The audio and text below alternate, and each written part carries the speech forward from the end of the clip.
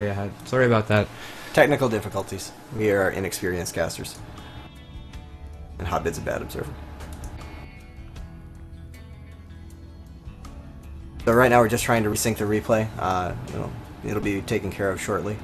Cross positions on Entomb Valley, BabyKnight, blue Protoss in the top right, and Beastie, the green Terran in the bottom left. So it is cross positions. I don't really know how this map goes in TVP. I know that Terrans, particularly Demuslim, used to absolutely hate it TVP, but Demuslim at that time hated everything versus Protoss, so I'm not sure how credible that is. I think this map is probably like cross positions. It's a very wide open map. I think there's a huge difference in how this map plays out in several matchup, whether it's close positions or horizontal or cross positions. And I think for PvT, it's probably good for Protoss that the map is so big and so wide open in the middle. You can flank from all different sides. We'll have to see what kind of style BC is going to go for, if he's going to go for the tank marine or the straight up marine marauder again. But it does look like so far both players just going to do standard openings. BabyKnight this time going for 12 gate, 13 gate, so nothing crazy like a really fast spark gate rush. And Beastie just getting his barracks in the... Probably going to 1-rec CC again, what do you think? I would be pretty shocked to see him not do it. He's shown thus far that he really likes to play with his standard openings. He's gone rack CC actually in every game, both matchups that we have casted thus far. Very much so. We've said multiple times, a standard macro Terran. Despite the fact that he is mixing in these two base all-ins, he always opens up with a very standard versatile build in the early game. And a weird pylon placement from BabyKnight there. He wants to hide something, or he wants a pylon there so he can expand very quickly.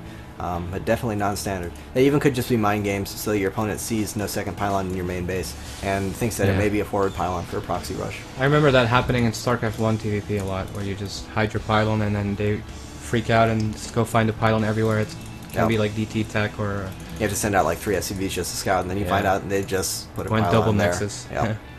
That's the worst feeling in the world. Beastie, both scouting the wrong position first, so they're going to find each other at almost the exact same time. Beastie already puts down the command center, so yeah, nothing crazy. I really wonder if this guy ever goes one base. He seems to really like this macro. Yeah, he pretty much never cheeses. In my experience, he's not particularly good at even the half-ass cheeses that he does do every once in a while. But he is so good, as we have seen at the macro game. There's a reason he sticks to it. That's where he's very comfortable and very strong. And another gateway coming down from BabyKnight next. That's in a position that kind of walls off the base, so it still could be preparatory for a fast second nexus. But I don't know. That seems very weird to me. Yeah, and he's saving some energy on the nexus. Not a lot so far, but still some. So he could definitely chrono boost that cybernetic score. And there he goes. He's definitely up to something. Beastie has no idea. He's actually just NG blocking the natural again. And, this could be very, very scary for Beastie. All he saw was the gateway and the core, and he doesn't see the other gateway at all. He's got a lot of money. He might just throw down 2 more gateways and make this a really quick 4-gate. He still does only have the 1 gas, so it will be the low gas 4-gate. With the investment of that engineering bay, the command center on the low ground, what else is Beastie producing? He's getting 2 more barracks, so he's going to have 3 barracks production. He already has 1 bunker up. And there goes the 3rd and 4th gateway, so it will be a 4th gateway, very heavy all-in. With that engineering bay, Beastie expects BabyKnight to not have a nexus yet anyway. He's not particularly thrown off by anything he's seen. He has no real reason to expect a 2-base all-in just yet, or pardon me, a 1-base all-in just yet. Yeah, but he is getting, the 3 barracks instead of the 3rd command center, which I think, for him, that's going to be very nice. He's going to have so many Marines making 3 at once. And this is a build that he probably thinks like, hey, I could just do this. It's good against a greedy Protoss, I can attack, and it's safe against an all-in Protoss, and I can defend. And it's really going to come down to the scouting here. Another SCV tries to sneak into the main, but the 2 stalkers are going to take it out. But he does see that there's no nexus. Yep, he does. And seeing that there's no nexus, that's just an absolutely massive tell there. He should be putting down 3 more bunkers immediately. He is walling off 1 additional bunker. He has 3 barracks marines in production, but he actually has 2 tech labs coming up just now.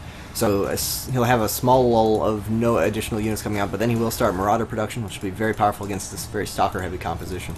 But as long as he has the SCVs out ready to prepare, he should be able to hold this off. But now he definitely knows what's coming. There's a pylon right here. There's 5 stalkers right now.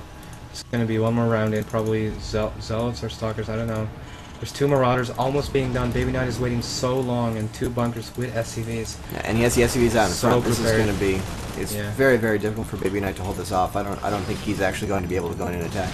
He is warping in more Zealots. Those will help buffer, but with the 2 Marauders behind, if you can focus down the Stalkers with that, and those SCVs just out in front, both blocking and repairing, just so incredibly powerful. And here he goes, 3 Zealots and a handful of Stalkers trying to target the bunker. There's SCVs and Marauders now starting to work on those Stalkers. No way he can kill that bunker. There's no sentries with this army, there's no force fields, and Beasty is just going to hold this like easily because he got the scout on the no nexus. He totally knew it was coming, and now I feel like it's very hard for BabyKnight. Here he goes one more time, just standing in range of the bunker and taking free damage. Yeah, but with 3 bunkers, with the SCVs already out in front, like you said, Beasty knows it's an all-in. He knows all he has to do is defend. He doesn't have to worry about trying to play economically. Nothing that Baby can do. He has no second guess. He's not putting down a Nexus. He's just all-inning off this, and those units aren't going to be able to do anything. He's getting up the 1 sentry for Guardian Shield, but no gas to do anything else, and just not enough stuff to break through. Yeah. SCV's out of position, though. Here we go. Here's the SCVs. They're still going to be in time. Oh, this bunker actually dies. There's 2 more left.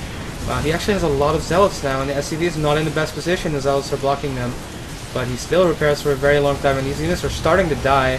Yeah. And now he takes down all the Zealots, and now he has 3 rain over these Stalkers. And BabyKnight is just completely all in with this. Yeah, he has no money. He can't even afford a full warping of Zealots at this point.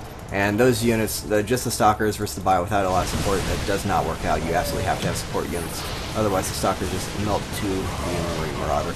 And here, BabyKnight is going all in. He knows it's pretty much a hopeless situation, so he's just throwing away the rest of his units. Those Marauders are doing too much damage. There's 5 now, just owning Stalkers. Here comes some more Zealots, but I think it's too late. There's already new bunkers being produced, and the Stalkers are very low health. And as soon as they step from into this bunker, he's going to try to run by into the natural. He has a pylon there. He can warp in into the natural as long as he has vision of it, so that will be very annoying for Beastie to deal with. If he continues to warp in Zealots, maybe he can pick away at this.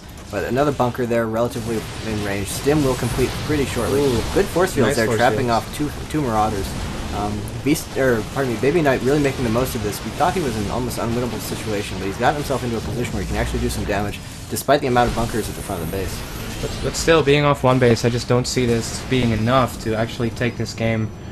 He really has to kill BC with this. There's such a huge SCV difference. It's 11 workers. There we go, on the bunker now, actually getting a nice Good force field. 1 force field completely blocking all of the repair. Down to 2 bunkers.